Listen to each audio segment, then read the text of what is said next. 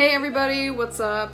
So this is gonna be my 1 week review for the Nintendo Switch, and so far every day I pretty much just wake up, turn on Animal Crossings, and start playing. Today's a little bit different because I'm working on this video. I really like it. I like the way it feels, the sound is really loud. I like the fact that I can plug in my headphones with a regular audio aux cord. Doesn't take anything special from Nintendo. I'm still amazed that whenever I got it that it did not come with a screensaver. But I see why, because Nintendo's got a smart for doing that. They can sell a screensaver for $10 and they can sell a case for $10 to $20. And together, you know, 20 something dollars, and bam. Since I got the Nintendo Switch, I went back to the Target and I got a case because I wanted to buy a case whenever I got the console, but I didn't know if I was gonna get a Switch Lite or a regular Switch. I'm honestly happy I got the Switch Lite. It's because I could save some money right now because, you know, everything's going on still. One downside whenever you go and look for cases for the Nintendo Switch, Tigger, chill. Chill, please. You can't see on the inside at all. You pretty much just have to look on the outside of a box and just, I don't know, just look at the pictures and hope it's what you want. Whenever I went and bought my Switch, I didn't really share this in the video, but I did buy a game. Got Zelda Breath of the Wild. I asked the guy what he recommended. I wanted to get a Mario game, but they were sold out, of course, figures. And he recommended Zelda. Fun fact, when I was like, I wanna say like 7 or 8, somebody got me Zelda for GameCube. And I was like, that was the hardest game ever, and I'm still traumatized. Like, why the fuck would anybody get a little kid a game that's fucking hard? I just have to beat this game now because I just have PTSD from the past. And I have a stepsister and she was able to play Zelda fine. She was beating the game and I'm like, wow. I didn't mention in the last video, but when I did buy my Switch, I bought a micro SD card because I didn't know how many gigabytes Animal Crossing was gonna be, but apparently I think it's like 6.2 or 6.3 or something gigabytes for Animal Crossing. And your Switch comes with 32 gigabytes already. I don't know, I could have saved money and not bought one, but I'm just like, hey. I knew I was gonna download Fortnite. Whenever I got the case, it came with a screensaver. I'll see that. So yeah. Got a screensaver on there. I don't know how good y'all can see it, but it's honestly not even on there that well.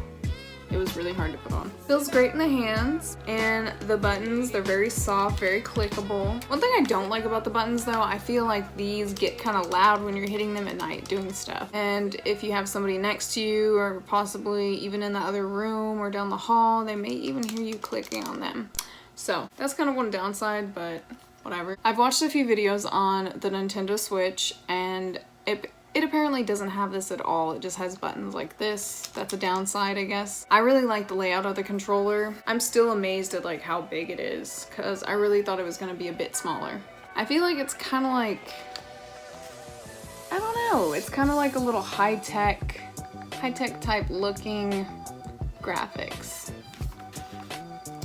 And another interesting I found out recently, supposedly you can buy the Joy-Cons and you can connect them to it, and I guess you can play 2-player and you can just use the controllers, I guess, for yourself. But the downside about if you do play 2-player, this is a big screen for 1 person, but for 2, not big enough. So I thought that was kind of interesting.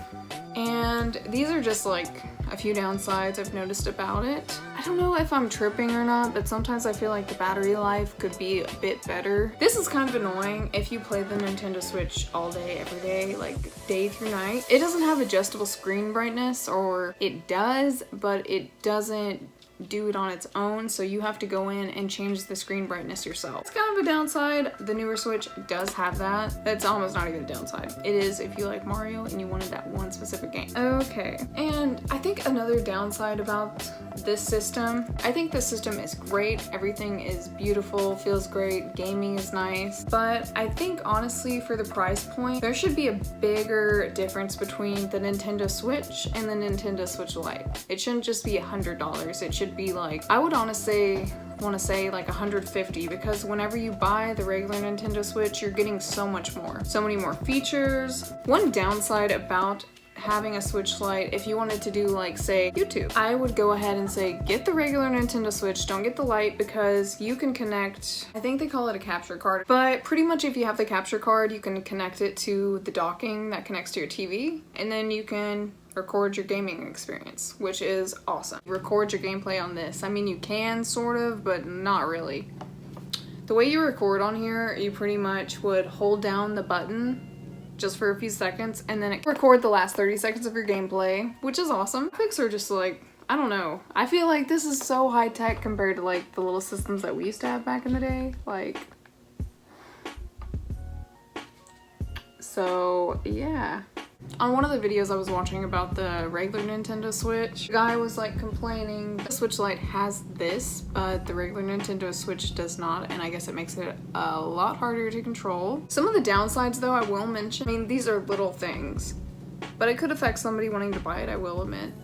It doesn't have the rumble feature, so you know it's not gonna like vibrate. Honestly, pretty much every handheld gaming thing in the past never has really had that anyways, so kind of nothing new. It doesn't adjust the screen brightness to the room you're in. Like if it's set on all the way to the bright, it's gonna stay that way all the way until you go into the settings. So, kind of a downside. It's kind of annoying having to go and switch it at night and show y'all some differences just to help people decide what they want to get.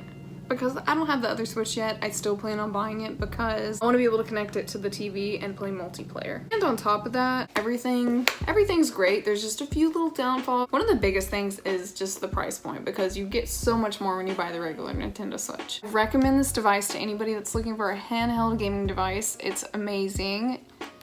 The graphics are good, buttons are very clicky, they feel good on your fingers, and it's a very good layout for a controller, honestly. But we're gonna go more into detail with why you should or why you shouldn't get a Nintendo Switch Lite. We're gonna go through a website together. I'm gonna put it up right here. We're gonna just kind of go through some things about the differences between the two systems so I can help you choose which one that you really want.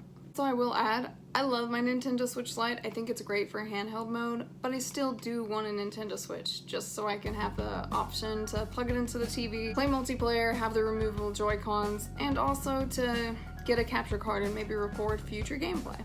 We're gonna start with the prices. The Nintendo Switch retails for $299.99 versus the Lite that retails for $199.99, which I think it should be about $50 cheaper because you're missing out on some of the key features of having a Nintendo Switch. So, next we're gonna go into the play modes. We have TV mode, tabletop mode, and handheld mode, which is like, you can do so much with all these different modes, for one player to multiplayer. And of course the Nintendo Switch Lite just has handheld mode. Supposedly if you wanted to, you can connect controllers and do multiplayer, but the screen is so small, why would you want to do that? Unfortunately, since the Nintendo Switch Lite does not have the removable Joy-Cons, there are some games that you just aren't able to play. Like, I think there's one Mario game, and at the end of this video, we are gonna go through the games that we cannot play. Joy-Con controllers. There are no Joy-Cons that come with the Nintendo Switch Lite. Obviously, two come with the Nintendo Switch. I mentioned this previously, the Nintendo Switch does not have rumble. It does not have auto adjust on the brightness on the screen, which is kind of annoying. Of course, with the Nintendo Switch Lite, you literally just get a manual, a charger, and the Nintendo Switch. You don't get anything other than that. The Nintendo Switch, the regular one, you get a dock, so you can connect it to your TV. So that's one of the big key features of having a Nintendo Switch, hooking it up to your TV. Next we are on to the dimensions. The regular Nintendo Switch is at, now we're gonna move on to the weight. Nintendo Switch is approximately 88 pounds, and the Lite is 0.61 pounds. Now we're moving on to the screen size. Screen size on the Nintendo Switch is 6.2 inches and it has a touchscreen. On the Nintendo Switch Lite, it is a 5.5 inch touchscreen. Battery life kind of varies by what kind of model you have on the regular Nintendo Switch. If you have the first version of the Nintendo Switch, the battery life was kind of just not that good. It got a little bit better over time. If you have the second model, you can have your Nintendo Switch working from 4.5 hours to 9 hours. With the first model, your battery will only last apparently 2.5 hours to 6.5 hours, which it definitely could be better. But for the Nintendo Switch Lite, the battery life is approximately 3 to 7 hours depending on what game you're playing. The battery life will depend on the games you play. For instance, the battery will last approximately 4 hours for Legend of Zelda: Breath of the Wild, which the game I have that I haven't played yet because I've just been playing Animal Crossing, so. Alright.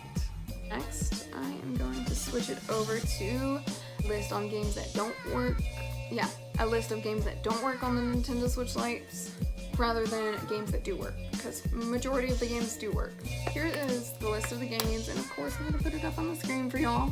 And I will link everything down below, so if you want to go check it out yourself, do more research, which I always suggest because ultimately help you make your decision. So, list of games that don't support handheld mode are 1-2 Switch, Just Dance, all of them, Super Mario Party, Fitness Boxing, Ring Fit Adventure, Nintendo Labo, all 6.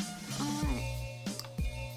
And I'm gonna kind of just scroll down because when I went and picked up my Nintendo Switch, I was asking the guy about this, like which games, how do I know if they work or not? He couldn't really give me an answer. But on the back of the games, apparently it tells you. Zoom in on that a little bit, you know?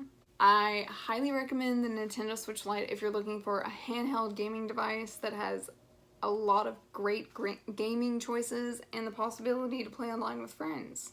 I recommend it. If you're looking for a game system that can do multiple modes like handheld, tabletop, and connect to the TV, and if you want to play with your friends in person, multiplayer, then I recommend doing just the regular Nintendo Switch. That's pretty much it for this video. I'll probably try to do like an update in like a month or a few months or something like that.